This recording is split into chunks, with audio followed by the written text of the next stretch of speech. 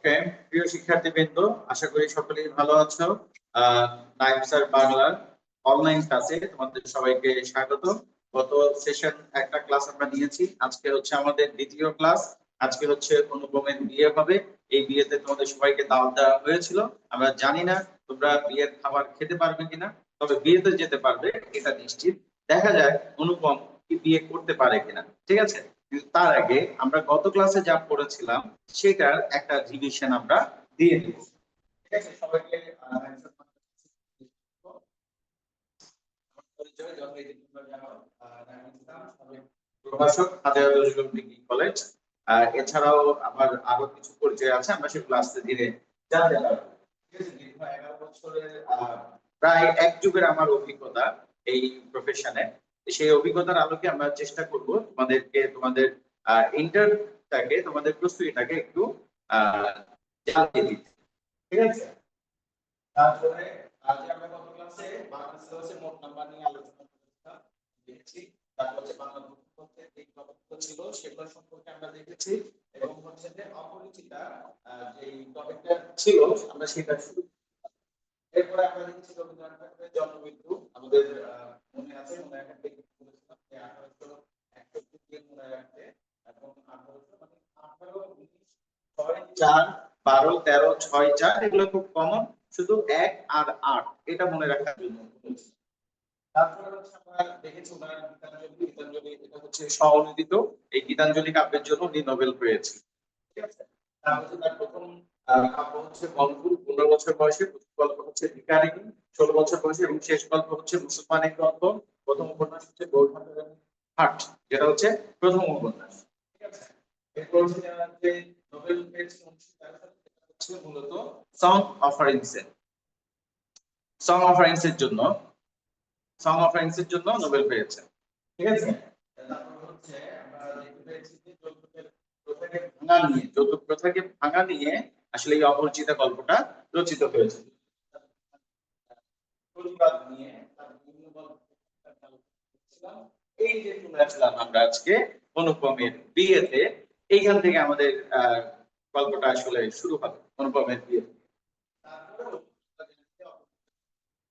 অনুপম, এই অনুপমের পরিচয়টা কি কি ছিল? অনুপমের বয়সটা বলছে দৈর্ঘ্য হিসাবে তেমন একটা বড় ছিল না, তার তেমন কোনো গুণাগুণও তার মধ্যে ছিল না।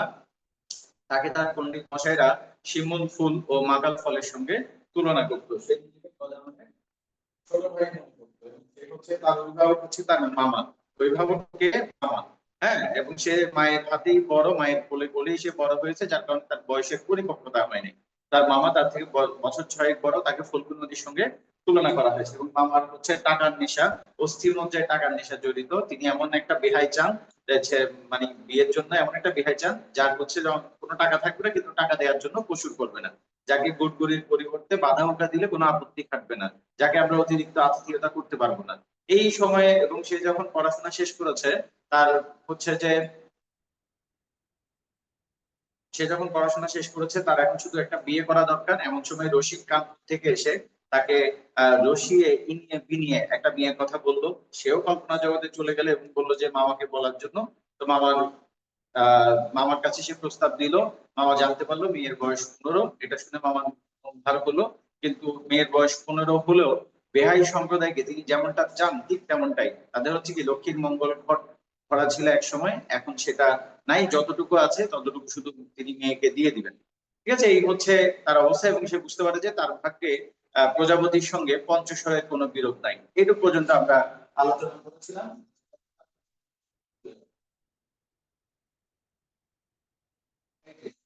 দেখো স্যার, লেখাগুলা কি বোঝা যাচ্ছে আজকে? কেউ একজন একটু মাইকে কথা বলিও, তাহলে সুবিধা হবে।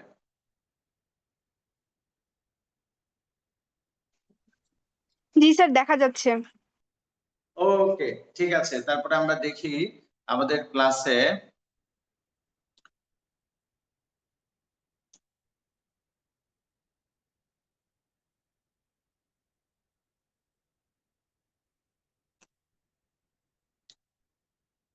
রিদিমা এসেছে। সম্ভবত রিদিমাই আমাকে প্রশ্ন করেছে, স্যার কেমন আছেন? আলহামদুলিল্লাহ ভালো আছি, তুমি কেমন আছো? তারপর হচ্ছে অর্থ থেকে দেখা যাচ্ছে সঞ্জিদা এসেছে। ও সঞ্জিদা, সঞ্জিদা খুবই মনোযোগী ছাত্রী। সঞ্জিদা যদিও বা মানে অফলাইনে ক্লাসগুলো করেছে, কিন্তু সে আবার অনলাইনে যুক্ত হয়েছে নিজেকে আরেকটু প্রস্তুতি মজবুত করার জন্য। তারপর সঞ্জিদার ভালো, আরো বেশি ভালো ফলাফল, সে অনেক ভালো একটা ফলাফল করেছে, সামনে আরো ভালো করবে ইনশাল্লাহ। ঠিক আছে, তাহলে আমরা ক্লাসটা শুরু করে দিই। তাহলে বলছে, বলা বাহুল্য বিবাহ উপলক্ষে কন্যা পক্ষকে কলিকাতায় আসতে হইল। হ্যাঁ, আসতে হলো বিয়ে উপলক্ষে কন্যা পক্ষকে কলকাতায় আসতে হয়েছে। কেননা কন্যার পিতা সত্যনাথ বাবু পুলিশকে বিশ্বাস করেন না। এই যে বিবাহের 3 দিন পূর্বে, কয়দিন পূর্বে স্যার? 3 দিন পূর্বে। কয়দিন পূর্বে? 3 দিন পূর্বে তিনি আমাকে প্রথম চোখে দেখেন এবং আশীর্বাদ করিয়া যান।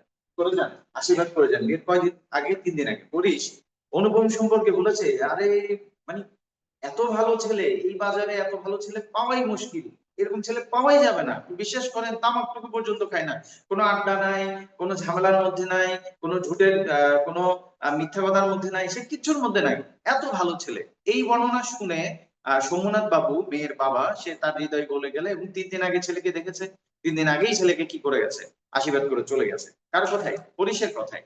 ঠিক আছে, তারপর বলছে বয়স তার 40-এর কিছু এপারে বা ওপারে। গত ক্লাসে তোমাদের একটা নোট দেওয়া হয়েছিল, ওই যে বিভিন্ন চরিত্রের নোট দেওয়া হয়েছিল, ওখানে কিন্তু অনুপমে এই যে সোমনাথ সেনের পরিচয় দেওয়া আছে, তার বৈশিষ্ট্যগুলো বলা আছে। তার কত বয়স? কত? 40-এর কিছু এপারে বা ওপারে। চুল কাঁচা, গোফে পাক ধরিতে আরম্ভ করিয়াছে মাত্র। তাহলে চুল কেমন? কাঁচা, গোফে পাক ধরতে আরম্ভ করেছে। সুপুরুষ বটে। কেমন পুরুষ? সুপুরুষ। মানে সুপুরুষ মানে হচ্ছে একজন বলিষ্ঠ দেহ সম্পন্ন মানুষ। ঠিক আছে, তারপর হচ্ছে যে চেহারা একটু গাম্ভীর্য আছে, হ্যাঁ, দেখলে একটু আলাদা করে নজরে কিছু মানুষ থাকে না, ঠিক সেরকম। এদের মধ্যে দেখিলে সকলের আগে তার উপরে চোখ পড়িবে, খুব পরিবার মতো চেহারা। মানে তার চেহারাটা এমন যে তাকে বাকিদের থেকে তাকে কি করেছে? আলাদা করে রেখেছে। তার শারীরিক বৈশিষ্ট্য, তার চেহারার গঠন, এটা। তাহলে এখানে হচ্ছে আমরা কি পেয়েছি? এখানে হচ্ছে সোমনাথ সেনের বর্ণনা পেয়েছি, শারীরিক বর্ণনা সোমনাথ সেন। ওকে, আশা করি আমাকে দেখতে তিনি খুশি হইয়াছিলেন। বোঝা শক্ত, কেননা তিনি বড়ই চুপচাপ। তিনি খুব একটা কথা বলেন না। তার ছেলেকে কি তার পছন্দ হয়েছিল নাকি হয় নাই, এটাও বোঝা যাচ্ছে না, কারণ তিনি কিছুই বলেন নাই। তার ছেলে খুবই ভালো, বা কিছু একটা তো বলবে, কিন্তু কিছুই তিনি বলেন না। যে লোকে একটি কথা বলেন, যেন তাহাতে পুরো জোর দিয়া বলেন না। বাবার মুখ তখন অনর্গল ছুটিতেছে। অনর্গল মানে কোনো অর্গল ছাড়া, বাধা ছাড়া, কোনো বাধা ছাড়া। হ্যাঁ, অনর্গল মানে হচ্ছে যে কোনো বাধা ছাড়া।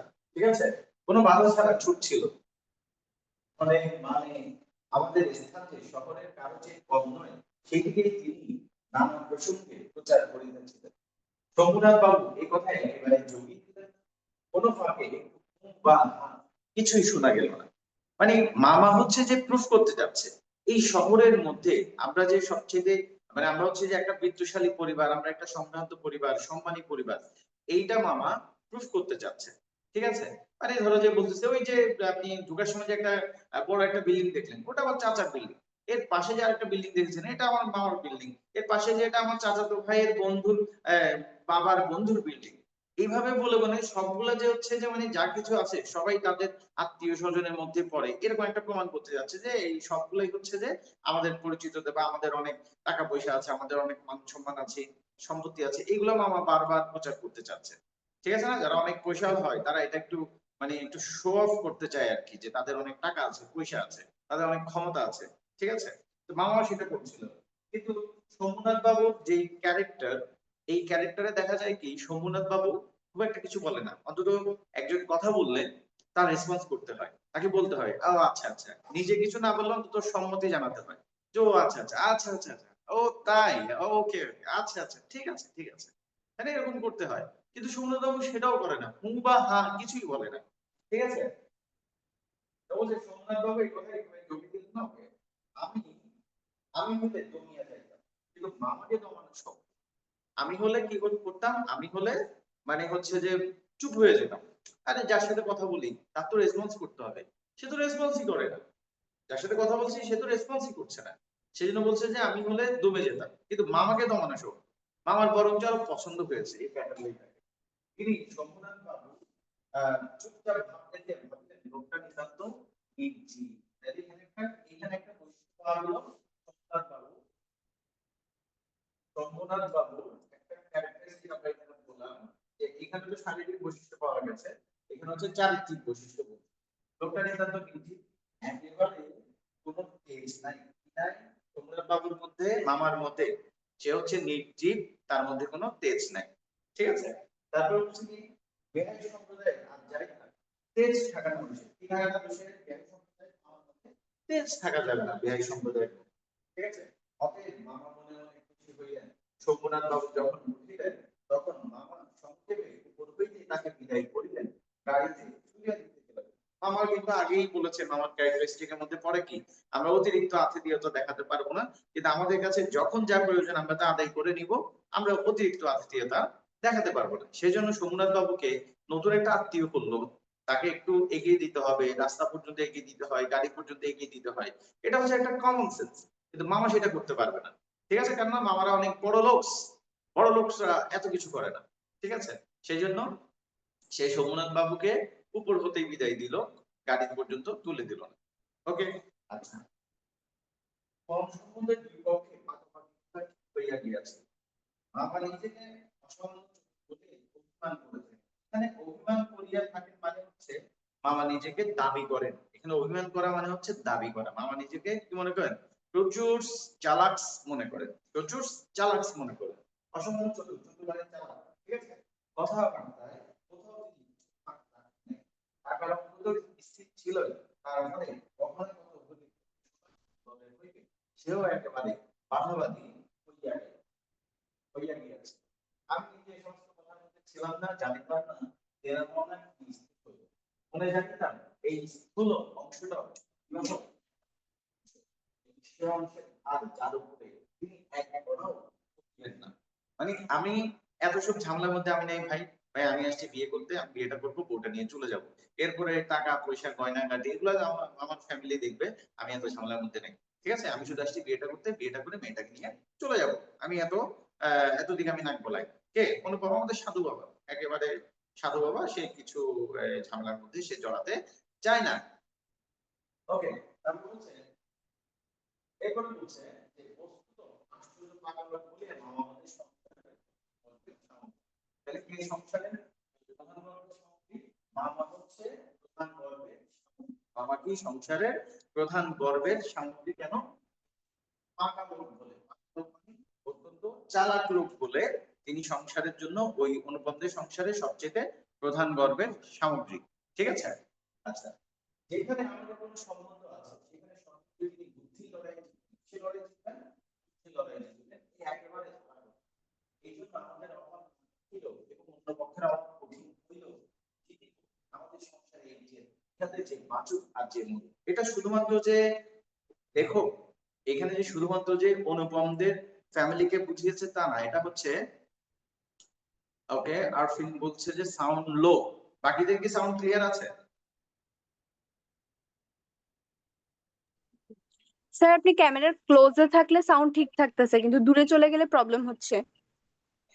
ওকে ওকে, আচ্ছা, ঠিক আছে। ওকে, এটা হচ্ছে যে আমাদের এই ক্লাসটা পর্যন্ত এই প্রবলেমটা হবে, বাট আগামী ক্লাস থেকে এই সমস্যাটা হবে না। ঠিক আছে, আমি চেষ্টা করেছি সমাধান করতে, দেখি দেখি আমি একটু সমাধান করতে পারি কিনা কোনোভাবে।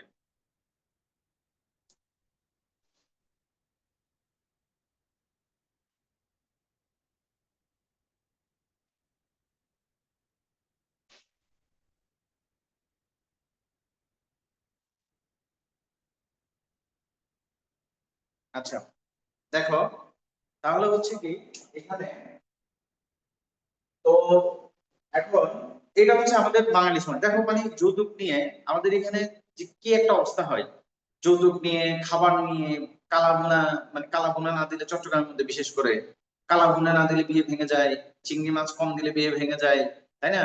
তারপরে হচ্ছে যে মানে মাছ না দিলে বিয়ে ভেঙে যায়, জাস্ট তাই অবস্থা। আবার বিয়ের বাজারও হচ্ছে যৌতুক নিয়ে একটা দরদাম হয়।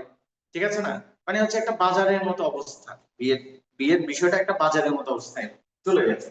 তো যারা হচ্ছে ছেলে পক্ষ, এরা মেয়ে পক্ষ থেকে এমন ভাবে আদায় করে, ছেলে পক্ষের মনে কোনো অভাব নাই টাকা পয়সা, কিন্তু তারপরে এটা হচ্ছে একটা জিত, এটা হচ্ছে একটা ইজ্জত সম্মানের লড়াই। মেয়ে পক্ষ থেকে প্রচুর আদায় করতে হবে, নাম লোক সমাজে মুখ দেখানো যাবে না, তাহলে মানুষকে বলা যাবে না যে কি কি পেয়েছো, মানুষ জিজ্ঞেস করবে কি কি পাইছো, যদি অল্প বলে যে অল্প কিছু পাইছি, কি কি বিয়ে করাইলা, তোমার কি তোমাদের চেয়ে তারা ভালো পাইতা, ঠিক আছে না, এরকম একটা। এটাকে যৌতুক না বলে গিফট বলে। ও অনিন্দ বলছে স্যার 2025 সালে এটাকে যৌতুক না বলে গিফট বলে। ইয়েস ইয়েস রাইট, এটাকে যৌতুক না বলে গিফট বলে। ঠিক আছে, তো এই যে গিফটের বিষয়টা বলছে, বলছে অভাব না থাকলেও এমন একটা ভাব দেখায় মনে হয় যে এটাকে ছাড়া বাঁচবে না, এটা ছাড়া মরে যাবে, এই যৌতুকটা ছাড়া, যদিও বা তাদের কোনো অভাব নেই। এটা হচ্ছে বাঙালি ক্যারেক্টারিস্টিক কে তিনি তুলে ধরার চেষ্টা করেছেন। তারপরে বলছেন কি, গায়ে হলুদ অসম্ভব রকম ধুম করিয়া গেল, বাহ এত গেল যে তাহার আদমশুমারি, ঠিক আছে, আদমশুমারি এটা আরবি এবং ফার্সি শব্দের মিক্সড। আদমশুমারি মানে মানুষ গণনা, আদম মানে মানুষ, শুমারি মানে হচ্ছে গণনা, মানুষ গণনা। আদমশুমারি করতে গেলে কেরানি রাখিতে হয়, কি রাখিতে হবে, মানুষ গণনা করতে গেলে একজন কেরানি রাখতে হবে। অর্থাৎ গায়ে হলুদে ছেলে পক্ষ এত মানুষ পাঠিয়েছে মেয়ে পক্ষের কাছে অনুষ্ঠানে, সেটাকে কি করতে হচ্ছে, যে কেরানি রাখতে হবে যদি মানুষ গণনা করতে হয়। তাহাদিগকে বিদায় করিতে করতে হইবে, সেই কথা স্মরণ করিয়া মামার সঙ্গে মা একযোগ বিস্তর হাসিলেন। ঠিক আছে, যদি মানে ওরা কি করতে পেরেছে, মেয়ে পক্ষকে একটু ঠকাতে পেরেছে, মেয়ে পক্ষকে একটু এটাকে কি বলা যায়, কাবু করতে পেরেছে, মেয়ে পক্ষকে একটু হেনস্থা করতে পেরেছে। মানে সম্পর্কের মধ্যে যদি, বিয়ে সম্পর্কের মধ্যে আমাদের এখানে মানে ছেলে পক্ষ মেয়ে পক্ষকে যদি একটু কি করতে পারে, হেনস্থা করতে পারে, একটু ছোট করতে পারে, একটু যদি বিপদে ফেলতে পারে, এটা একটা ক্রেডিট মনে করে। এখানে মা আর মামা হাসাহাসি করতেছে, আরে বাবা রে কত মানুষ যে দিছি রে ভাই, কি যে হবে এদের অবস্থা। মামা হাসতেছে মা হাসতেছে, এই বিষয়টা নিয়ে ওরা মনে করছে জিতে গেছে, জীবন যুদ্ধে কয়েকশো ধাপ এগিয়ে গেছে এরা। ঠিক আছে, ব্যান্ড, বাঁশি, শখের কনসার্ট প্রভৃতি যেখানে যত প্রকার উচ্চ শব্দ আছে, মানে তারা যেহেতু বড় লোক, বিয়ে একটা একেবারে ফাটাফাটি একটা বিয়ে হইতে হবে, পুরো দুনিয়ারে জানাই দিতে হবে, পাড়া প্রতিবেশী সবাইকে জানাই দিতে হবে যে বিয়ে হচ্ছে এখানে। সেজন্য চারিদিক থেকে যত ব্যান্ডের পার্টি ছিল, ব্যান্ড দল ছিল, এদেরকে নিয়ে আসছে। কনসার্ট মানে হচ্ছে সম্মিলিত সুর, আমরা যেটাকে কি বলি, আমরা যেটাকে কনসার্ট বলি আর কি, এখানে সেটাকে কনসার্ট বলছে। কনসার্টে হয় কি, অনেকগুলা বাদ্যযন্ত্রের ঐকতান, ঠিক আছে, মানে হচ্ছে সম্মিলিত সুরকে কনসার্ট বলে। শব্দ আছে, সমস্ত একসাথে মিশিয়া গল্প কোলাহলের মধ্যস্থিতার, মধ্যস্থিতার সঙ্গীত সরস্বতী করিয়া আমি তো বিবাহ বাড়িতে গিয়া উঠিলাম। সঙ্গীত সরস্বতী পদ্মবন এটা হচ্ছে যে একটা পৌরাণিক ঘটনাকে ইঙ্গিত করছে। তো আমাদের অনুপম একটা হাতির পিঠে চড়ে, হ্যাঁ, সে কি চারপাশে বাদ্য বাজনা বাজিয়ে সে যাচ্ছে কোথায়, বিয়েতে যাচ্ছে। ওকে, তারপর হচ্ছে আংটিতে হারতে জড়ি জহরা, আমার শরীর যেন গহনার দোকান নিলামে জড়িয়াছে বলিয়া বোধ হইল। কিসের দোকান, গহনার দোকান। আমার শরীরটা কিসের দোকান মনে হচ্ছে, গয়নার দোকান মনে হচ্ছে। আমার শরীর থেকে এত বেশি গয়নাগাটি তাকে পরিয়েছে। দেখো আমরা কিন্তু এখন তোমাদের কাছে কোনো বিয়ের দাওয়াত দিয়েছিলাম, আমরা এখন কিন্তু সেই বিয়েতে যাচ্ছি। ওকে, আচ্ছা, নীলামে জড়িয়াছে বলিয়া বোধ হইল। আমাদের ভাবি, এই ভাবি মানে হচ্ছে হবু, ভবিষ্যৎ। এই ভাবি মানে হচ্ছে রস্বইকার না দীর্ঘইকারটা, ঠিক আছে, হবু ভবিষ্যৎ। জামাই মূল্য কত, ভবিষ্যৎ জামাই মূল্য কত, সেটা জানেন কত সর্বাঙ্গে, কোথায় সর্বাঙ্গে স্পষ্ট করিয়া লিখিয়া আমি সত্যের সঙ্গে ভবিষ্যতের মোকাবেলা করিতে চলিয়াছিলাম। ঠিক আছে, কি করতে চলেছি, মোকাবেলা করতে চলেছি হবু শ্বশুরের সঙ্গে। অর্থাৎ সে, এই যে আমরা একটু আগে ছবি দেখেছিলাম, এই যে এই ছবিটা, ওকে, এই ছবিটা এখানে কি করেছি, মোকাবেলা করেছি। ঠিক আছে,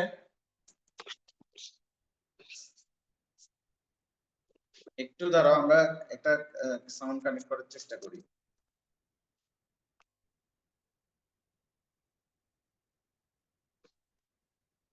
আচ্ছা, আমাকে একটু রেসপন্স করবা, এইটা কথা কি শোনা যাচ্ছে, আমার কথা কি শোনা যাচ্ছে এটা দিয়ে?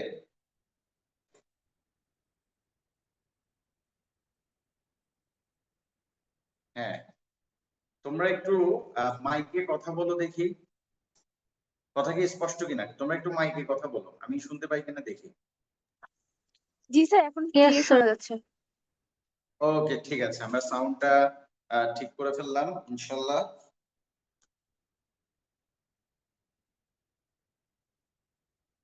ওকে, আর সমস্যা হবে না। ঠিক আছে, মাঝখান থেকে একটু ডিসরাপশন হয়েছে, এটার জন্য আমি দুঃখ প্রকাশ করছি। ঠিক আছে, এই যে দেখো, এই যে দেখো অনুপম বিয়েতে যাচ্ছে। ঠিক আছে, এটা জাস্ট এটা হচ্ছে আমি তোমাদের জন্য, স্টুডেন্টের জন্য একটা এআই জেনারেটেড একটা ছবি তৈরি করেছি। এটা জাস্ট হচ্ছে যে এআই জেনারেটেড ছবি। ওকে, এই যে অনুপম দেখো মনে একটা করে একটা দোকান মনে হচ্ছে, তাকে মনে হচ্ছে একটা দোকান, তারপর হচ্ছে যে কনসার্টের নিয়ে বাদ্যযন্ত্র সেখানের দিকে চলে এসে কোথায় যাচ্ছে, শ্বশুর বাড়িতে যাচ্ছে। অনুপমের মূল্য যে কত বেশি স্যার, আবার কম আসতেছে সাউন্ড। বাকিটা কি শুনতে পাচ্ছ ঠিক মতো?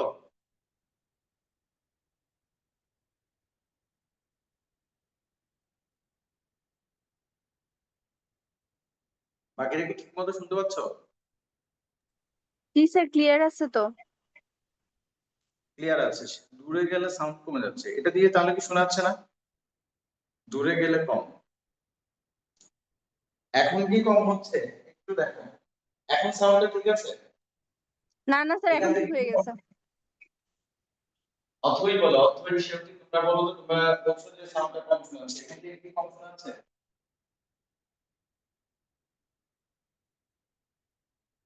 অথই এবং সত্যি বলো, এই জায়গা থেকে স্পষ্ট শোনা যাচ্ছে কিনা? হ্যাঁ, এখন ঠিক আছে। ওকে, ঠিক আছে। তাহলে এই হচ্ছে আমাদের, মানে এখানে হচ্ছে কি একটা শো অফ করা, তাদের জামাই যে অনেক দামি।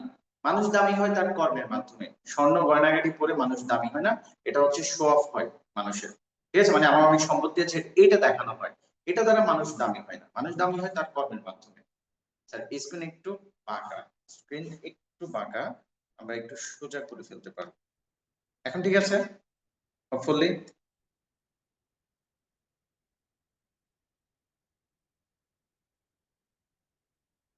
ওকে, ঠিক আছে। ওকে,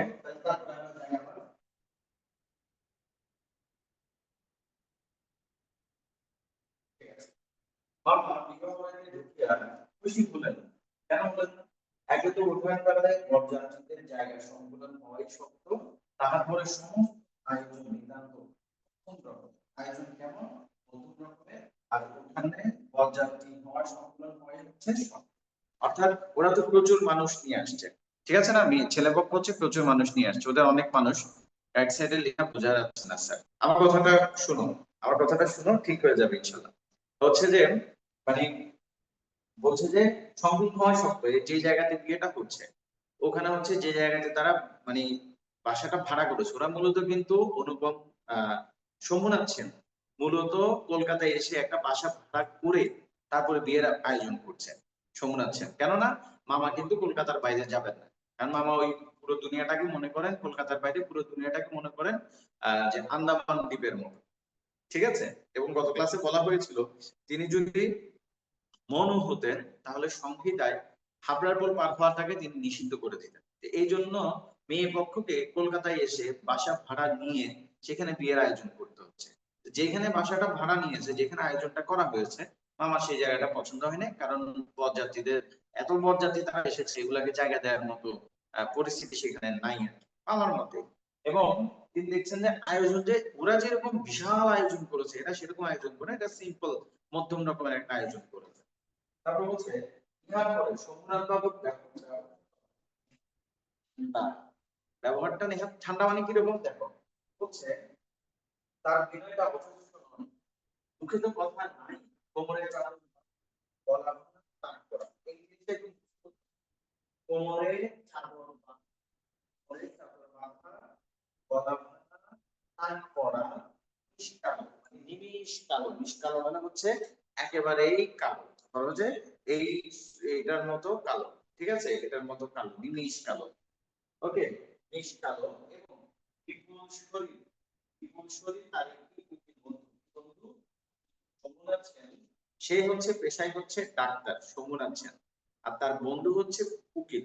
এখানে যে লোকটা কথা বলছে সেটা হচ্ছে শম্ভুনাথ সেনের বন্ধু। তাহলে তার তার বর্ণনাটা আমরা আরেকবার করি। সে কি বলছে? কোমরে চাদর বাঁধা, কোমরে চাদর বাঁধা, গলাটা ভাঙা, গলা ভাঙা। কিছু মানুষের আওয়াজ আছে না, কিছু মানুষ গলা ভাঙা ভাঙা গলায় কথা বলে, ঠিক আছে না? গলা ভাঙা, টাক পড়া, মিষ্টালো এবং বিপুল শরীর, ঠিক আছে? কোমরে চাদর বাঁধা, গলা ভাঙা, টাক পড়া, মিষ্টালো, বিপুল শরীর, 5টা বৈশিষ্ট্য বলেছে। আমি আবারও বলছি, কোমরে চাদর বাঁধা, গলা ভাঙা, টাক পড়া, মিষ্টালো, বিপুল শরীর। আর পেশায় কি? উকিল। আরেকজন উকিল ছিল কে? অনুপমের বাবা। উকিল বন্ধু যদি নিয়ত হাতজোড় করিয়া মাথা ফেলাইয়া নম্রতার স্ফীত হাস্যে ও গদগদ বচনে অবসর পাঠ বাজিয়ে উঠতে শুরু করিয়া বরকর্তাদের প্রত্যেক বারবার প্রচুর রূপে বিশুদ্ধ করিয়া না দিতেন, তবে গোড়াতেই এটা পুষ্পার হইত। এই বিয়ের আয়োজনটাকে আমরা একটা অ্যানিমেশন আকারে দেখে নিব, আমি গ্রুপে আপলোড করবো অ্যানিমেশনটা, তোমরা দেখতে পাবো। অর্থাৎ ওই বন্ধুটা কি করেছে, সে সোমনাথ সেনের পক্ষ হয়ে কাজগুলো করেছে, কিছু আচরণ করেছে। সোমনাথ সেন তো ঠান্ডা মানুষ, সে কোনো মানে ছেলে পক্ষ আসছে, তো ছেলে পক্ষ আসলে ছেলে পক্ষ কি শুধু ছেলে মনে করতে হবে, রাজা আসছে, ছেলে পক্ষ হচ্ছে কি রাজা, এই রাজার পক্ষ আসছে, তাহলে রাজার পক্ষ আসলে তাকে বরণ করে নিতে হবে। তাহলে সোমনাথ সেনের আচরণটা ঠান্ডা, ও আসছে, কোনো কথা নাই বার্তা নাই, দেখেছে, হ্যাঁ সে তার মতো আছে, কিন্তু হচ্ছে যে এটা এরকম আচরণ তো ছেলে পক্ষের সাথে আসলে করা যায় না। কিন্তু ওই যে বন্ধুটা, সেই বন্ধুটা সোমনাথ সেনের পক্ষ হয়ে সেই কাজগুলো করেছে। সে যখন এসেছে, মানে ছেলেপক্ষ যখন এসেছে, তখন সে, আরে আপনারা এসেছেন, আসুন আসুন। অনেক কষ্ট হয়েছে, অনেক কষ্ট হয়েছে, আসুন আসুন, বসুন বসুন, এই চেয়ার দে চেয়ার দে চেয়ার দে, এই চেয়ারটা মুছে দে তাড়াতাড়ি মুছে দে, বসুন বসুন, ঠিক আছে? শুধু কি তাই, শুধু তাই না, সে যে তাদেরকে গ্রহণ করেছে, তাদেরকে রিসিভ করে নিয়েছে, বিষয়টা তেমন না। ওখানে যে ব্যান্ড পার্টি আসছিল, সেই ব্যান্ড পার্টির সাথে সে তাল মিলিয়েছে। প্রথমে দেখে আরে এসেছেন, পেছনে তো ব্যান্ড পার্টি দেখা গেল, ব্যান্ড পার্টি, ও ইয়েস ইয়েস ঠিক আছে, এটা কি করেছে, এটার সাথে সে তাল মিলিয়েছে। অর্থাৎ ছেলে পক্ষে যা যা আছে সবকিছুর সাথে সে তাল মিলিয়ে দিচ্ছে। যদি এটা না করতো, ওই উকিল বন্ধুটা যদি এটা না করতো, তাহলে কি হতো, তাহলে এই মানে বিষয়টা, বিয়ের বিষয়টা এখানে এসপার ওসপার, এটা একটা বাগধারা, এটা অর্থ হচ্ছে মীমাংসা। বিয়ের বিষয়টা এখানেই মীমাংসা হয়েছে। স্যার এইটুকু পর্যন্ত বুঝেছি সবাই?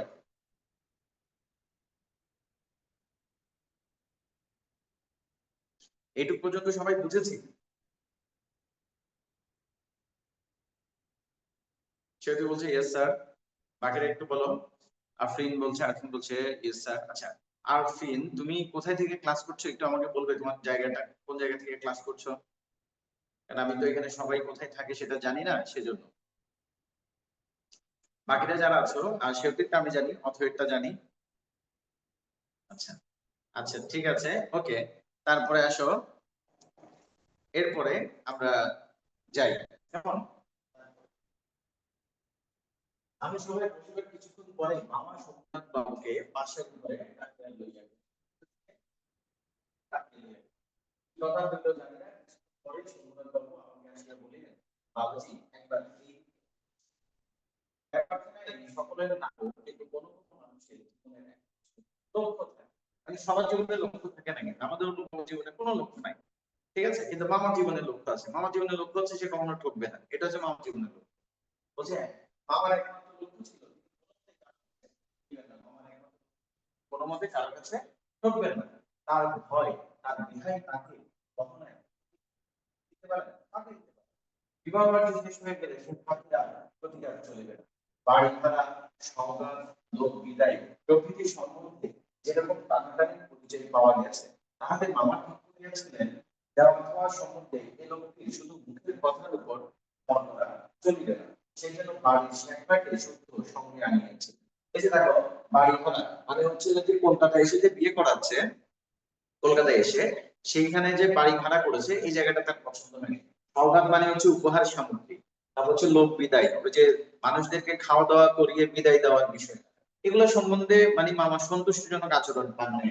এই জন্য মামা কি করেছেন, শেখরাকে নিয়ে আসছেন। শেখরার কাজ কি? শেখরার কাজ হচ্ছে স্বর্ণকে পরীক্ষা করা। মামা চাচ্ছেন বিয়ের আসরে স্বর্ণগুলো ওজন আর পরীক্ষা হয়ে যায়, নাহলে পরে তো আবার দেখে পাওয়া যাবে না। ছেলে মেয়ে পক্ষ যদি আমাদেরকে ঠকাই দেয়, তাহলে তো আমরা এটার কোনো প্রতিকার করতে পারবো না, তাহলে তো সর্বনাশ হয়ে যাবে, তাহলে আমার জীবন যুদ্ধ অনেক পিছিয়ে যাবে। হ্যাঁ, এই জন্য মামা কি করছেন, শেখরাকে নিয়ে আসছেন। ওকে, বুঝলেন?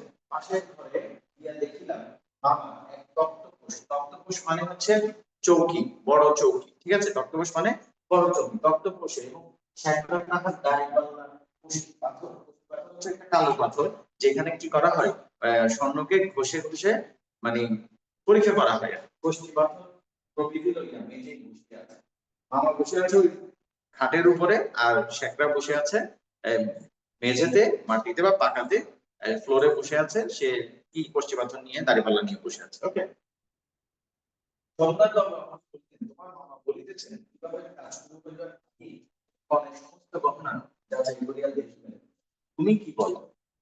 কনের সবগুলা গহনা সে পরীক্ষা করে দেখবে। এখন তোমার কোনো মতামত আছে কিনা জিজ্ঞেস করো। আমি মাথা হেঁট করিয়া চুপ করিয়া রইলাম। বাবা বললেন, ও আবার কি বলিবে? আমি যা বলিব তাই হইবে।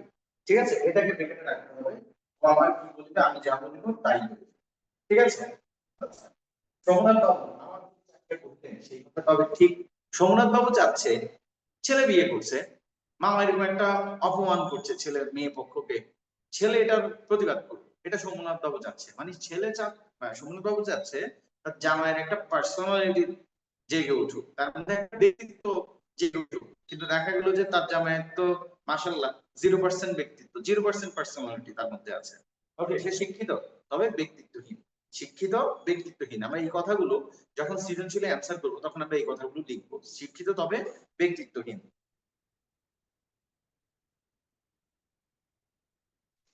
ওকে,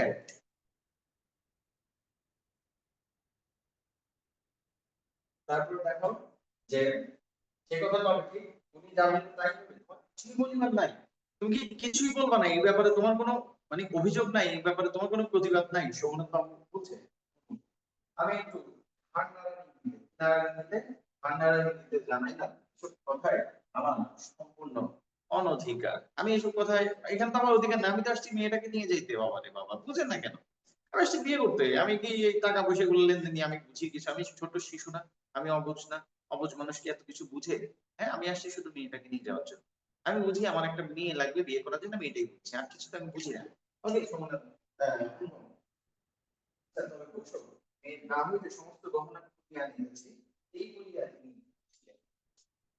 মামা বললেন, অনুভব এখানে কি করে? ও সবাই মিলে বসো। সোমনাথ বললেন, সবাই নয়, এখানেই বসি। এইবার কিন্তু সোমনাথ বাবুর কথার মধ্যে একটা জোর আসছে। এর আগে মনে করেছে কি সোমনাথ বাবুর কথায় কোনো জোর নাই, কিন্তু এখন দেখা যাচ্ছে যে সোমনাথ বাবুর কথার মধ্যে একটা কি আছে, জোর আছে। ঠিক আছে, সে বলছে না এখানেই বসতে হবে। ইউথ বইয়ের পরিবর্তে youth youth Dan Dan Dan, এটা বই তাই বলে। বুঝছো? সোমনাথ বাবুর এখন কথা একটা জোর আসছে। কিছুক্ষণ পরে তিনি একটা গামছায় বাঁধা গহনার উপর মিলিয়ে দিলেন। সমস্ত তাহার পিতামহীদের আমলের গহনা, পিতামহী মানে তাদের পালসেশন মানে হচ্ছে বর্তমান সময়ের সূক্ষ্ম কাজ না, যেমন মোটা তেমন, যেমন মোটা তেমন একটা গহনা হাতে তুলিয়া লইয়া বলিল, এই আর দেখিব যেহেতু পুরোনো আমলের জিনিস, পুরোনো আমলের জিনিস কিন্তু খাঁটি হয়, পুরোনো আমলের জিনিসপত্র স্থায়ী হয়, টেকসই হয়। ঠিক আছে, তখন তো অনেক ভেজাল টেজাল কম দিত, ভেজাল কম করতো মানুষ। বলছে এটা তো মানে এগুলা পুরোনো জিনিস, যেহেতু এগুলাকে খুব একটা পরীক্ষা করার দরকার নেই, এগুলো খুবই খাঁটি ভারী। ওকে, তখন বলছে এখন এই এগুলো এসে পালাই একটু চাপ দিয়ে দেখে পাকিয়ে যায়। যদি নকল হতো, যদি নকল হতো তাহলে কিন্তু স্বর্ণটা পাকাতো না, বা আসল বলে সেটা কি হচ্ছে, পেকে যাচ্ছে। ওকে, মামা তখনই তার লক্ষ্যে গহনাগুলির ফর্দর ঢুকিয়ে দিলেন। গহনাগুলির কি ফর্দর? মামা আবার কি করছে দেখো, মামা তালিকা করছে, কি কি পেয়েছে কি কি পায় নাই সেটা স্বর্ণ তো যাচাই করছেই, তার সাথে সেটার তোমার তালিকাও করতেছে মামা।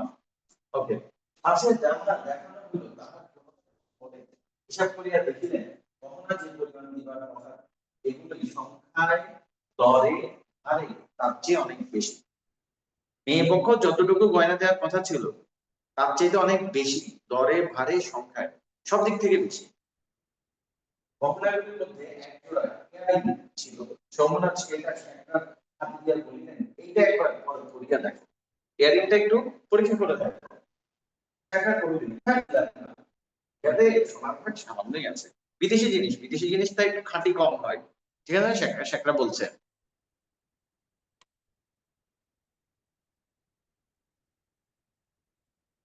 ওকে, আচ্ছা, তা বলছে যে সামনে আছে সোমনাথ বাবু ইয়ারিং জোড়া মামার সাথে দিয়ে বললেন এটা আপনারাই আছে কেন? মামা সেটা হাতে লইয়া দিলেন, এই ইয়ারিং দিয়ে কন্যাকে তাহারা আশীর্বাদ করিয়াছে। খাইলো না একটা চপ। মামা আসছে কি করতে, তাদেরকে ধরবে, তারা চুরি করবে, মামা ধরবে, একটা মজা নিবে, বিয়েটাকে ভেঙে দেওয়ার অবস্থা করবে, এই না না না, এই বিয়ে করতে পারে না, এই স্বর্ণের মধ্যে ভেজাল আছে, এই স্বর্ণ কম দিছে, এই বিয়ে বন্ধ, বিয়ে ঠিক আছে, এরকম একটা ভাব নিবে। তারপর তারা রিকোয়েস্ট করবে তার কাছে, মামার কাছে, না না বিয়েটা থাকবেন না, প্লিজ আমাকে ক্ষমা করুন প্লিজ, তাই না? ওরা এভাবে রিকোয়েস্ট করবে, মামা তখন একটা ভাব নিবে, ঠিক আছে বিয়ে হবে, তাহলে স্বর্ণ আমাদেরকে আরো বাড়াই দিতে হবে, এরকম একটা পরিস্থিতি হওয়ার কথা ছিল। কিন্তু হইলোটা কি, হইলোটা মামা নিজে কট খাই গেল। মামা খাইলো কট। মামা নিজেরা যে ওরা যেটা ইয়ারিং দিয়ে কি করেছিল, ইয়ারিং দিয়ে মানে তাদেরকে ছেলে পক্ষকে আশীর্বাদ করেছিল, হ্যাঁ, যে মানে মামা মেয়ে পক্ষকে যে আশীর্বাদ করেছিল মামারা, ওইটাতেই দেখা গেলো ভেজাল আছে। কিন্তু ছেলে মেয়ে পক্ষের যে স্বর্ণগুলো আছে সেগুলোতে কোনো ভেজাল নাই। মামার মুখ লাল হইয়া উঠিল, কেন লজ্জা, দরিদ্র তাহাকে ঠগাইতে চাহিবে কিন্তু তিনি দিবেন না, এই আনন্দ সম্ভব হইতে বঞ্চিত হইলেন এবং তাহার উপরেও কিছু মুক্তি পাওনা যোগ্য। অত্যন্ত মুখ ভার করিয়া বলিলেন, অনুপম যাও সবাই বসবে। ঠিক আছে, মানে মামা এখন, মামা কট খাই গেল, মামা কট করতে আসি নিজে কট খেয়ে গেল। মামা বলছে এখন যাও, এবার একটু বিশেষ জ্ঞান আসনে গিয়ে বসো। সোমনাথ বাবু বললেন, না এখন সবাই বসতে হবে না, চলুন আমি আপনাদের খাওয়াইয়া দিই। মামা বললেন, সে কি কথা লগ্ন? সোমনাথ বাবু বললেন, সেজন্য কিছু ভাববেন না, লোকটি ইহার ভালো মানুষ ধরনের ভেতরে বেশি জোর আছে বলিয়া বলছিল। এখন মনে হচ্ছে কি আছে, আমি কিন্তু বলছি জোর নাই, নিশ্চিত তেজহীন। এখন বলছে যে না, তার মধ্যে কি আছে, কথার মধ্যে, শরীরের মধ্যে, মনের মধ্যে একটু জোর আছে। ঠিক আছে, আচ্ছা, মামুকে উঠিতে হইল। বরযাত্রীদেরও আহার হইয়া গেল। আয়োজনে আরম্ভ ছিল না, আয়োজনে কি ছিল না, আরম্ভ ছিল না। কিন্তু রান্না হলে সমস্ত বেশ পরিষ্কার পরিচ্ছন্ন করিয়া সকলেই হইল। হয়তো আয়োজনটা ছোট ছিল, কিন্তু তোমার যে রান্না বান্না এগুলো খুব পরিষ্কার পরিচ্ছন্ন এবং সুস্বাদু ছিল। মানে বোঝা যাচ্ছে আয়োজন বড় না হোক, ছোট আয়োজন হোক, কিন্তু সবকিছু তৃপ্তি মতো হোক। ঠিক আছে, ওকে, আচ্ছা, তারপরে পঞ্চায়েত থেকে খাওয়া শেষ হলে সোমনাথ বাবু আমাকে খাইতে বললেন। মামা বললেন, সে কি কথা, বিবাহের পূর্বে বর খাইতে কেমন হলো? এ সম্বন্ধে বাবার কোনো মত প্রকাশ আমার দিকে চাহিয়া বলি, তুই কি বলবো, সে চাইতে প্রশ্ন আছে। এবারও সে দেখতে চাচ্ছে যে সে কিছু বলে কিনা, অনুপম কিছু বলে কিনা, কিন্তু দেখাচ্ছে না। আমাদের অনুপম তো হচ্ছে বাচ্চা ছেলে, সে কি বলছে, মূর্তি মূর্তি ভাবছি একটা, মূর্তির মতো মায়ের আজ্ঞা স্বরূপে মামা উপস্থিত, তার বিরুদ্ধে চলা আমার পক্ষে অসম্ভব। আমি তাহাদের, আমি আহারে বসিতে পারি না। তখন সোমনাথ বাবু আমাকে বললেন, আপনাদেরকে অনেক কষ্ট দিয়েছি, আমরা ধনী নই, আপনাদের যোগ্য আয়োজন করতে পারি নাই, ক্ষমা করুন, রাত হইয়া গেছে, আর আপনাদের কষ্ট বাড়াইতে ইচ্ছা করি না। তবে মামা বললেন, তা সবাই চলুন, আমরা তো প্রস্তুত আছি। সোমনাথ বাবু বললেন, তবে আপনাদের গাড়ি বলিয়া, গাড়ি নেই। মামা আশ্চর্য হইয়া বললেন, ঠাট্টা করিতেছেন নাকি, বিয়ে হলো না এখনো, বিয়ের অনুষ্ঠানই হয় নাই, আপনি বলছেন গাড়িতে তুলে দিব আপনাদের, মশকারি করে, মশকারি আমাদের সাথে মশকারি করতেছেন। আচ্ছা, তারপরে সোমনাথ কহিলেন, ঠাট্টা তো আপনি করিয়া সারিয়াছেন, ঠাট্টার সম্পর্কটাকে স্থায়ী করবেন আমার নাই, এইটা হচ্ছে গল্পের পাঁচ লাইন, ক্লাইম্যাক্স মোমেন্ট এটা, ঠিক আছে না? ঠাট্টার সম্পর্কটাকে স্থায়ী করিবার ইচ্ছা আমার নাই, আমি এই ঠাট্টার সম্পর্ককে আর রাখতে চাই না। ঠাট্টা তো আপনারা করেছেন, কিভাবে করেছেন? মামা দুই চোখ এত বড় মিলিয়া অবাক হইয়া রহিলেন। সোমনাথ বাবু কহিলেন, আমার কন্যার গহনা আমি চুরি করিব, একথা যারা মনে করে না, এই জায়গা হচ্ছে সোমনাথ বাবুর একটা কি দেখা গেল, প্রতিবাদ কি দেখা গেল এখানে, সোমনাথ বাবুর প্রতিবাদ দেখতে পেলাম। আমাকে একটু কথা বলিয়ে বলাও তিনি আবশ্যক বোধ করেন না, কারণ প্রমাণ হইয়া গেছে, কারণ প্রমাণ হইয়া গেছে আমি কেউই নয়, যদিও বা আমি বিয়ে করতে আসছি, কিন্তু এখানে আসলে আমি কেউই না, যা ছিল আমার মামা ছিল। ঠিক আছে, তা আমি যেহেতু কেউ না, আমাকে আর তিনি কোনো কথা আর তিনি বলেন নাই। তারপরে যা হইল সে আমি বলে দিতে ইচ্ছা করি। ভাঙিয়া চুরিয়া জিনিসপত্র দণ্ডখণ্ড করিয়া বজ্জাঙ্গের দল দক্ষ যজ্ঞে পালা সারিয়া বাহির হইয়া গেল। দক্ষ যজ্ঞ কি মানে হচ্ছে যে এরপরে হচ্ছে যে বজ্জাঙ্গিয়া কি করলো, জিনিসপত্র সব লণ্ডভণ্ড করে দিয়ে চলে গেল দক্ষ যজ্ঞের পালা শেষ করে। দক্ষ যজ্ঞ হচ্ছে দক্ষ কর্তৃক আয়োজিত যজ্ঞ। এই যজ্ঞে হচ্ছে যে শিবের বদনাম শুনে সতী তার দেহ ত্যাগ করেছিল। সেখানে সতী আর দেহ ত্যাগ শুনে শিব এসে, স্বামী শিব এসে, হ্যাঁ, তাকে নিয়ে একটা কাঁধে নিয়ে, তার লাশটাকে কাঁধে নিয়ে একটা প্রলয় নৃত্য করেছিল। ঠিক আছে, একটা প্রলয় নৃত্য করেছিল।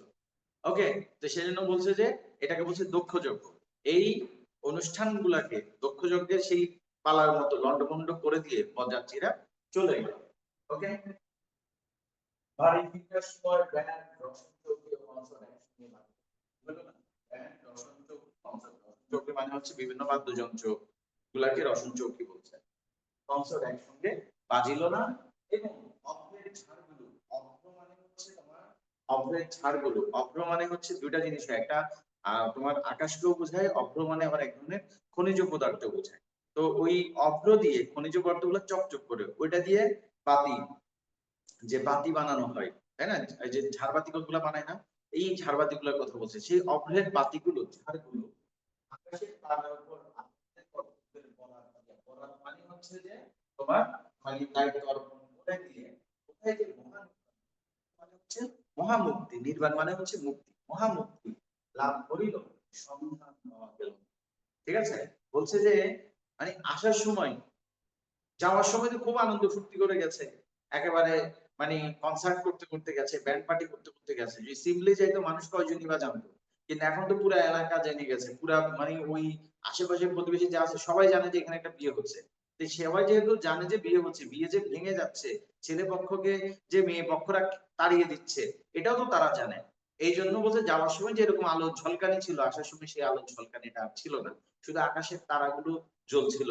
মাটিতে, জমিতে যেই লাইট জ্বলার কথা ছিল, যে পরিমাণ আহ, আয়োজন ছিল, সেই আয়োজনটা তখন পানসে হয়ে গেছে, সাদা মাটা হয়ে গেছে। সেটা যাওয়ার সময় যে আয়োজন ছিল, আসার সময় সেই আয়োজনটা ছিল না। ঠিক আছে, তাহলে এই জায়গায় আমরা দেখলাম, এই পর্যন্ত আমরা দেখলাম কি, এই যে বিয়ের আয়োজন হয়েছে, বিয়েটা কি হয়েছে, বিয়েতে এসেছে সোমনাথ, মামা শেখরাকে নিয়ে চলে আসছে, ও গয়নাগুলোকে ওজন করে দেখছে, তালিকা করছে। তো সেখানে দেখা গেল যে একটা ইয়ারিং মকার মুখে একটা মালা দিয়ে পরীক্ষা করেছিল, সেটা ঠিক আছে এবং খুবই তারা সংখ্যায় দরে ভারে অনেক বেশি দিয়েছে। আর মামারা যে ইয়ারিং দিয়ে আশীর্বাদ করেছিল সেটাতে ভেজাল আছে। তারপরে হচ্ছে তাদেরকে খাবার খাওয়াই দিল, এবার বললো যে আপনাদেরকে এবার গাড়িতে উঠাই দিই। তারপর সে বললো যে আপনি কি মস্কারি করছেন, ঠাট্টা করছেন আমাদের সাথে। তখন সে বলছে আপনারাই ঠাট্টা করে সেরেছেন, কেননা আমার মেয়ের গয়না আমি চুরি করবো, এটা যারা ভাবে এরকম ব্যক্তিত্বহীন পরিবারের সাথে আমি আমার মেয়ের বিয়ে দিতে পারি না, এই বলে তাদেরকে তাড়িয়ে দিল সেখান থেকে। তাহলে এইটুক পর্যন্ত স্যার বুঝেছি সবাই, একটু বলো, এইটুক পর্যন্ত সবাই বুঝেছি?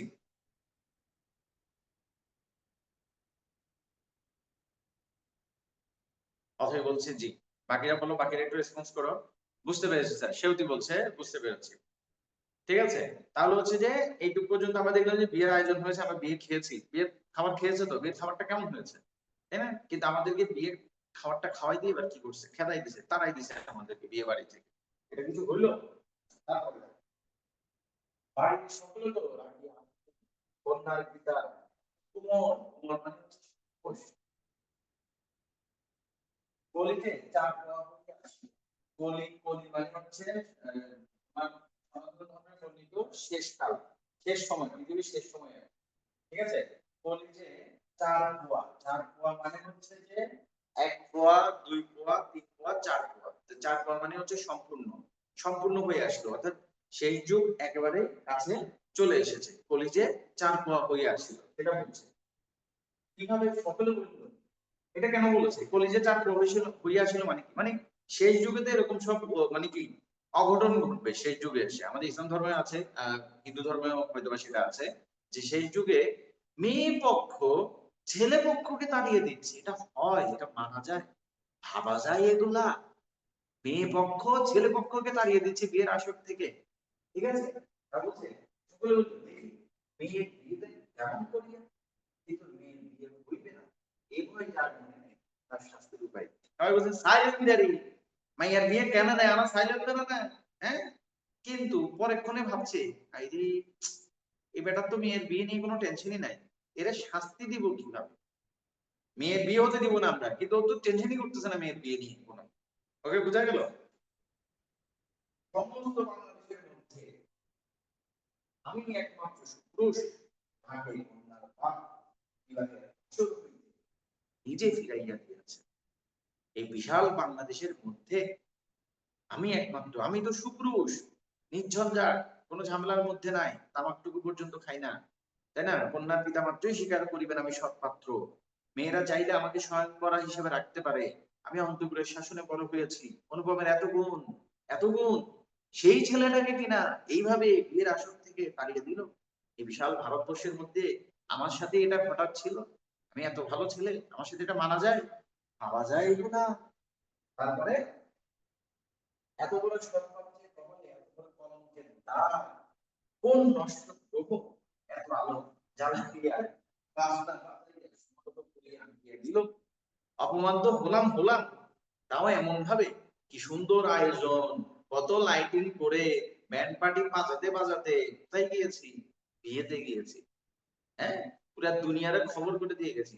সিম্পলি গেলে যদি তারাই দিত, দুই একজন মানুষ জানতো, এখন তো পুরা এলাকাবাসী, আশেপাশে মানুষ সব জেনে গেছে। মানে বিষয়টা এরকম হয়ে গেল অনুপম, মানে অনুপম মনে করো কোট টাই স্যুট বুট পরে, হ্যাঁ, তারপরে হচ্ছে যে তোমার চোখে চশমা লাগিয়ে, চুলে জেল লাগিয়ে, স্পাইক পরে, বেল্ট পরে, বাইরে হয়ে, মানে হচ্ছে যে একটা স্মার্টলি বের হয়ে রাস্তাতে যায়, বিচার করে পড়ে গেল। ঠিক আছে? মানে মানুষ যদি একটা সাধারণ গেটাপে যদি একটা মানুষ পড়ে, এটা যতটা না অপমান হয়, একটা কোট টাই স্যুট পরা মানুষ যদি স্লিপ কেটে পড়ে যায়, সেটা আরো বেশি অপমান হয়। মানুষ তখন দেখো আবার পড়ছো স্যুট বুট, লোকটাই তো পড়ছে, তাই না? অনুভবের অবস্থা সেরকম হয়েছে, একেবারে ব্যান্ড পার্টি করতে করতে হাতির পিঠে চড়ে চড়ে সে বিয়ের আসরে যাচ্ছে। আর তাকে এখন কি করলো? খেদাই দিল, তারাই দিল।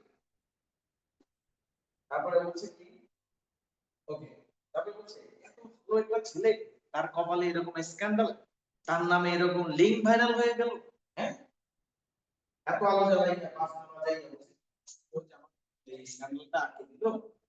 বরযাত্রীরা বরযাত্রীরা এই বলিয়া যে বউ হইল না, অথচ আমাদের সঙ্গে দিয়ে খাওয়াইয়া দিল, বিয়ে করায় নাই কিন্তু বিয়ের খানা খাওয়াই দিছে। কত বড় ফাজিল, কত বড় মানে ইতর লোক, চিন্তা করা যায়।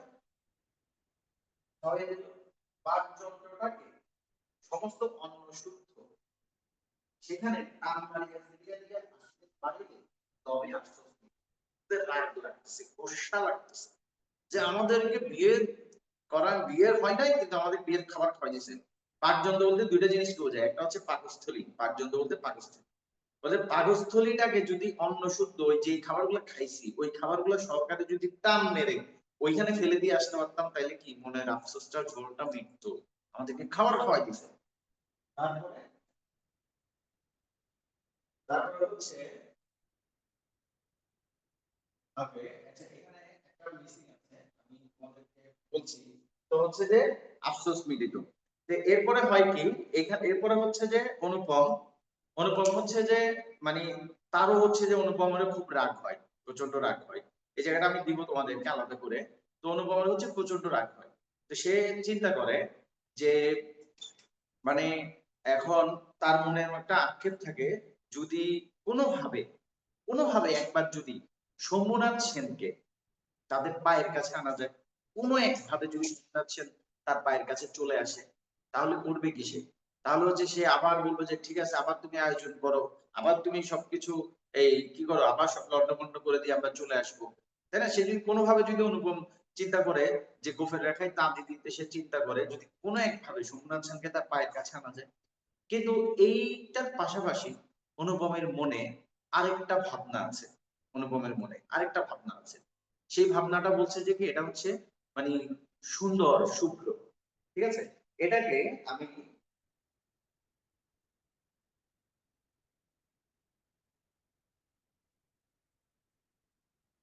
যেহেতু তোমরা দেখছো না বলছো, আমি এই জায়গাটাকে, এই জায়গাটা হচ্ছে এই গল্পের সবচেয়ে সুন্দর অংশ, আমি সেখান থেকে এখান থেকে আমি পড়ে শোনাই, তোমরা শুনো।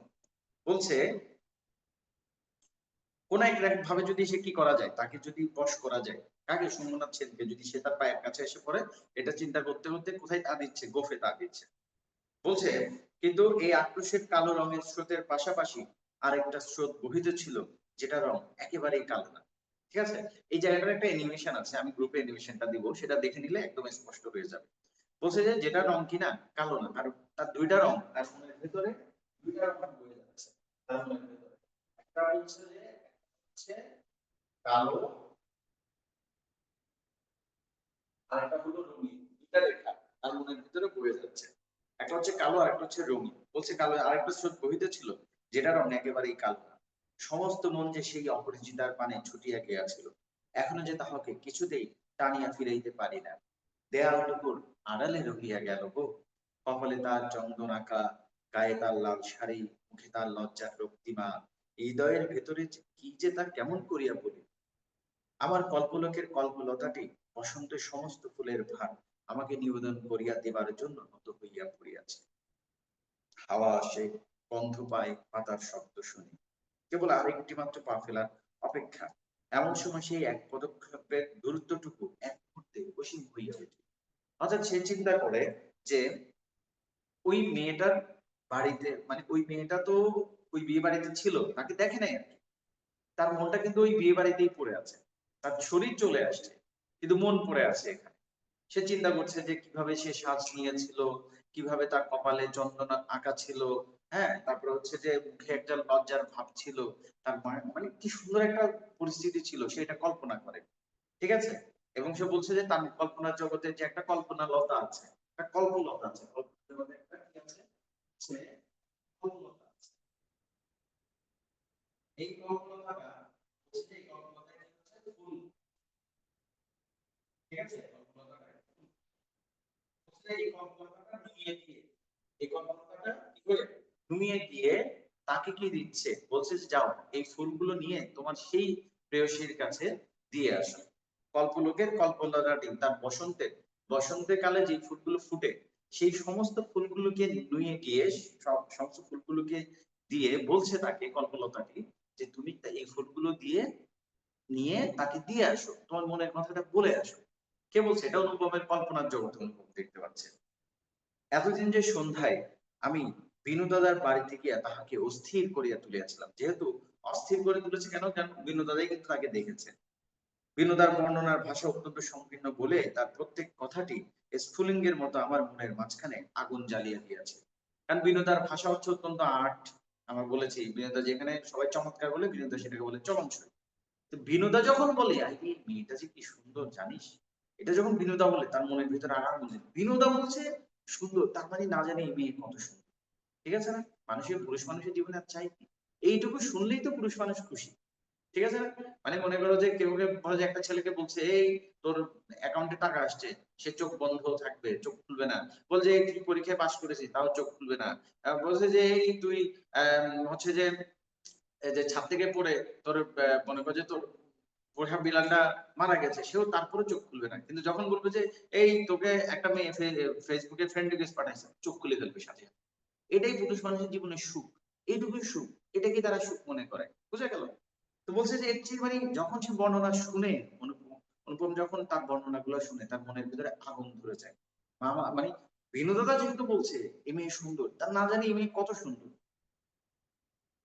আগুন ধরে যায়। বুঝিয়াছিলাম মেয়েটির রূপ বড় আশ্চর্য, কিন্তু না দেখিলাম তাহাকে চোখে, না দেখিলাম তাহার ছবি, সমস্তই অস্পষ্ট রইয়া রইল। বাইরে তো সে ধরা দিলই না, আমি তো বাইরে তার চেহারা দেখি নাই, তাকে মনেও আনতে পারি না। মনেও আমি একটা চেহারা যে তৈরি করবো সেই সুযোগটা আমার না, আমি তো তাকে দেখি নাই আসলে। এই জন্য মন সেদিনকার সেই বিবাহ সভার দেয়ালটার বাহিরে ভূতের মতো দীর্ঘ নিঃশ্বাস ফেলিয়া বেড়াইতে লাগিল।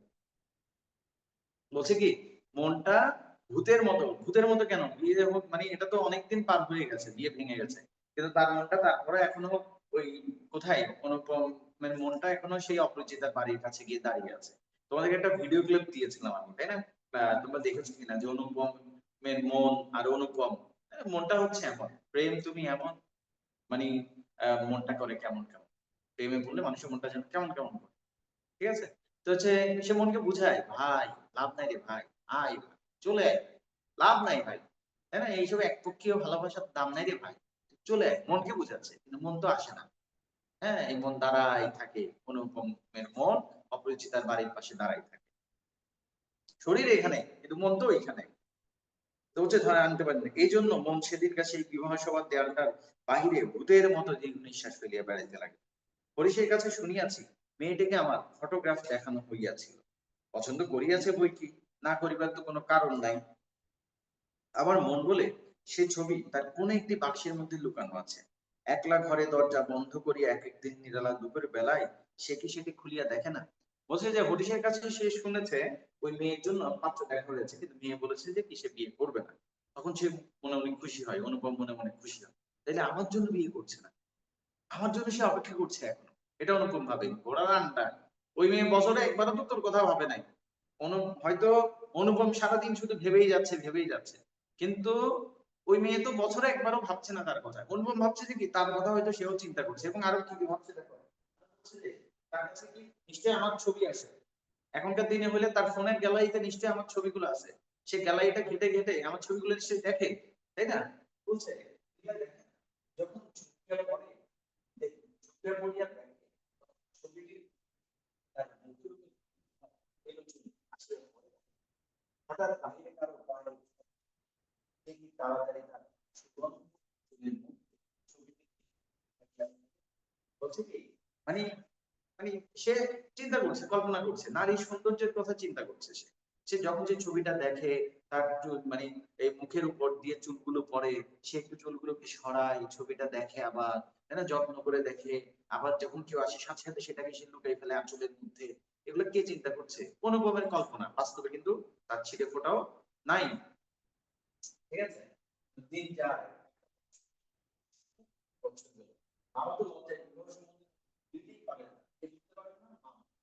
আমার ইচ্ছা ছিল যখন আমাদের লোক বিয়ে যাবে, তখন অজ্ঞানের বিয়ে যাবে, তখন বিবাহের চেষ্টা, তখন মেয়েকে বিয়ে দেওয়ার চেষ্টা করবে। এদিকে আমি শুনলাম সে মেয়ে ভালো পাত্র ঢুকেছিল, কিন্তু সে ফোন করতেছে বিবাহ করবে না, বলেছে ফোন। তুমি আমার মন পুলকে আবেশে, আনন্দের আবেশে কি হয়ে গেল, হইয়া গেল। তার কল্পনায় দেখতে থাকলাম সে ভালো করিয়া না, সুন্দর হইয়া আছে, সে চুল বাঁধতে তার বাপ, তার আমার মেয়ে ধীরে ধীরে এমন হইয়া যাইতেছে যেন হঠাৎ কোনদিন তার ঘরে আসিয়া দেখে এই দুই চোখ জলে জলে জিজ্ঞাসা করেন, মা তোর কি হইয়াছে, বল আমাকে। এই তাড়াতাড়ি জল মুছিয়া বলে, কই কিছুই হয়নি বাবা। বাপের এক মেয়ে বড় আদরের, যখন অনাবৃষ্টির দিনের ফুলের পরিধির মতো মেয়ে একেবারে বিমর্ষ হইয়া পড়িয়াছে, তখন বাপের কানে তখন অভিমান ছেড়িয়া দিয়া তিনি ছুটিয়া আসলেন আমাদের কাছে। এগুলা সব অনুপমের গল্প। অনুপম ভাবছে তার জন্য খাচ্ছে না, তার জন্য কান্না করতেছে, বাপে এসে সহ্য করতে পারতেছে না মেয়ের কান্না, একমাত্র মেয়ে, আদরের মেয়ে। ঠিক আছে না? বলছে তুই কেন কান্না করছিস মা, আমাকে বল। সে বলে যে না কিছু হয় না, বাবা বুঝতে পারে। তখন বাবা গিয়ে কার কাছে চলে আসে, অনুপমের কাছে চলে আসে। অনুপম কিন্তু ওই যে বলেছিল, চিন্তা করেছিল কোনো এক ভাবে যদি শম্ভুনাথ সেনকে পায়ের কাছে আনা যায়, সে কল্পনায় কল্পনায় শম্ভুনাথ সেনকে কিন্তু নিয়ে এসেছে। কিন্তু বাস্তবে হবে কি, দেখা যাবে যে অনুপম নিজে নিজে বাস্তবে অনুপম নিজে গিয়ে তার পায়ের কাছে পড়বে, কিন্তু কল্পনায় সে তাকে নিয়ে আসছে। স্যার এইটুকু পর্যন্ত কি বুঝাচ্ছি? এইটুকু পর্যন্ত কি বুঝাচ্ছি?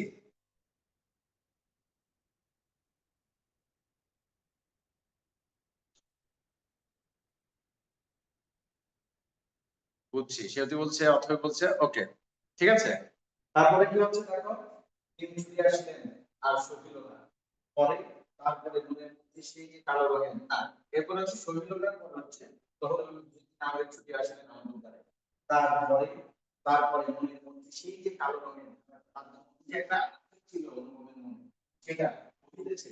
সে তো আর একবার বিবাহের আসর বলিতেছে, সেটারও কালো সুখের মতো ধরিয়া ফোঁস করিয়া উঠিল। অনুপমের মনের মধ্যে একটা আক্ষেপ আছে না, ক্ষোভ আছে না, সেই ক্ষোভের ধারাটা কালো, এটা ফোঁস করে উঠছে সাপের মধ্যে। এখনই কি মারবে, ছোবল মারবে, মানে প্রতিশোধ নেবে। এখন উঠিল, সে বলিল, বেশ তো, আরেকবার বিবাহের আসর আলো জ্বলুক, দেশ বিদেশের লোকের নিমন্ত্রণ হোক, তারপরে তুই ঘরের পায়ে বলিয়া, হ্যাঁ দল দল লইয়া সভা ছাড়িয়া চলে আসো। এই কথাগুলো মামা বলছে অনুপমকে। মামা অনুপমকে বলছে, মানে কল্পনাই আর কি, যে তুমি কি করবা, তুমি আবার এই পরের সবার আয়োজন হবে, দেশ বিদেশে মানুষ আসবে, এবার তুমি নিজে স্বেচ্ছায় বিয়ে ভেঙে দিয়ে চলে আসবে, কল্পনায় চিন্তা করছে। তারপরে ওই তো পায়ে দম্বল লইয়া সবার থেকে চলিয়ে গেল।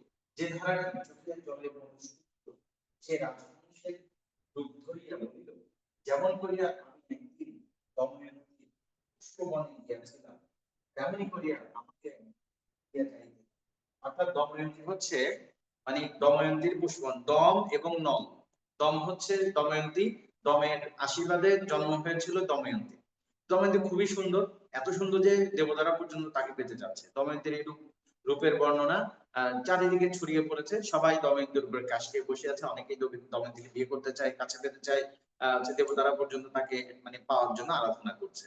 আর এদিকে নল হচ্ছে বীরত্বপূর্ণ অত্যন্ত, নলের বীরত্বের কথা চারিদিকে ছড়িয়ে পড়েছে।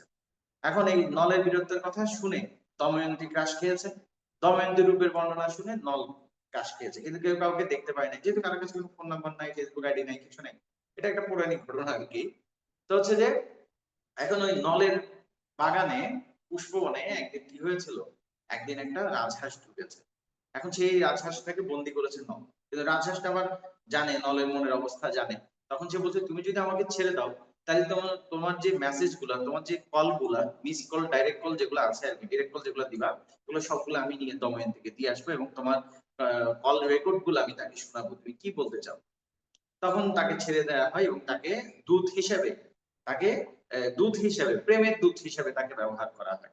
তখন ওই রাজহাঁস কি করলো, রাজহাঁস মানে প্রেমের দূত হয়ে সে নলের কাছে, নলের কাছ থেকে বার্তা নিয়ে সে দময়ন্তীর পুষ্পবনে গিয়ে দিয়ে আসতো। দময়ন্তীর বার্তাটা সে রেকর্ড করে এসে নলকে বলতো। এইভাবে করে দূত হতো তারা। বুঝা গেল? যেহেতু সে বলছে সেই রাজহাঁসের মতো গিয়ে আমি প্রস্তাব দিয়েছি, আমি বিরোহিনী কানে কানে একবার সুখের মুহূর্তটা দিয়ে আসি, তারপরে তারপরে দুধের নাম নববর্ষার জল গান শুনবি। তাহলে বলছে যে দুঃখের রাত পড়িও বর্ষার জল আসলে যেভাবে ফুল যেরকম কি হয়ে যায়, ফুটে যায়, সতেজ হয়ে যায়, সেরকম আহ হচ্ছে যে ওই অপরিচিতা তার মুখটা সে তুলবে, তার মুখে হাসি, হাসি মাখা মুখে সে তাকে বরণ করে নেবে।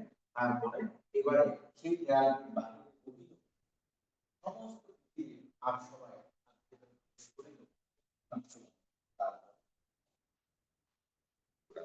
এরপরে আমি আমার কথাটা বললাম, দেয়ালের বাইরে হচ্ছে কি, দেয়ালের বাইরে হচ্ছে সমস্ত পৃথিবী থাকলো দেয়ালের দেয়ালের বাইরে, আর ভেতরে শুধু আমি আর সেই অপরিচিত থাকবে। এরপরে আমি আমার অব্যক্ত কথাটা, যেটা আমি আগে বলতে পারি না, সেটা এখন কি আমি বলে আমার মনের আশাটা আমি পূরণ করব।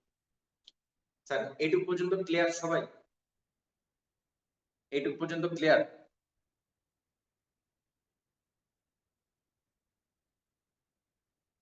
ইয়েস, অতএব বলছি ইয়েস। তাহলে আজকে আমরা, আজকে ক্লাসটা আমরা ক্লিয়ার স্যার। আজকে ক্লাসটা আমরা এখানে স্টপ করব। তার আগে আমরা একটু রিভিশন দিই। আমরা আজকে কি পড়েছি, আমরা বিয়ের আসর দেখেছি, তারপর বিয়ে ভেঙে দেওয়া হয়, বিয়ে ভেঙে দেওয়ার পরে তাদের মধ্যে, ছেলে পক্ষের মধ্যে আক্ষেপ কাজ করে, আফসোস কাজ করে, তারা মামলা করে বলে চিন্তা করে, কিন্তু হিতৈষীরা যারা তাদের শুভাকাঙ্ক্ষী তারা বলে যে মামলা করলে যে সমান বাকি যেটা আছে সেটাও যাবে, কারণ এখন তো শুধু আমরা জানি, মামলা করলে পুরো ভারতবাসী জানবে। তো তখন এবং অনুপমের মনের মধ্যে প্রচন্ড রাগ ছিল, ক্ষোভ ছিল, আমাদের অনুপমও রাখতে জানে, তার মধ্যে প্রচন্ড রাগ ছিল, ক্ষোভ ছিল। তো সে কি করলো, কিন্তু তার রাগ ক্ষোভের আড়ালে তার মধ্যে প্রণয় ভালোবাসা কাজ করছে। তার মনটা সেই অপরিচিতার পানি ছুটে যায়, অপরিচিতার বাড়ির কাছেই ভূতের মতো দীর্ঘ নিঃশ্বাস ফেলে তার মনটা। এবং সে জানতে পারে যে মেয়ের বিয়ে হয়, মানে মেয়েটার বিয়ে করবে না বলেছে, সে চিন্তা করে কল্পনা করে যে মেয়েটা হয়তো এক লুকিয়ে লুকিয়ে তার ছবিটা দেখে, হ্যাঁ, তার কথা ভাবে, তার জন্য কান্না করে। তার বাবা সহ্য করতে পারে না, বাবা একদিন আসবে তার কাছে, এসে তাকে বলবে, তখন তারা বলবে যে ঠিক আছে আমরা এবার নিজেরাই বিয়ে ভেঙে দিব। ওকে।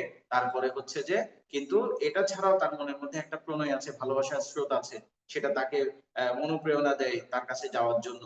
এবং সে বলছে যে রাজহাঁসকে দুধ বানিয়ে, সেরকম ওই যে নল আর দময়ন্তীর প্রেমের বর্ণনাটা দিয়ে, প্রেমের রেফারেন্স দিয়ে সে বলছে তার মতো রাজহাঁসকে দুধ বানিয়ে সে গিয়ে কি করবে, তার অপরিচিতার কাছে তার কথাটা বলে আসবে।